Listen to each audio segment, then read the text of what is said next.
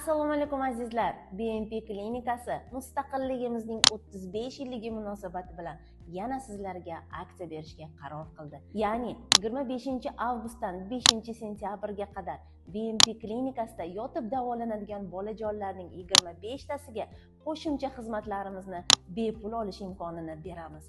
Bulardan 5 ta bolaga TMS muolajasi, 5 ta bolaga barakamera muolajasi, 5 ta bolaga Haris Mahmudovichdan osteopatiya, 5 ta bolaga Nodir Yusupovichdan igloterapiya, yana 5 ta bolaga esa albatta Dialog defektologik markazining 10 kunlik darslarini bepul qo'shimcha xizmat sifatida olish imkoniyatiga ega bo'lasiz.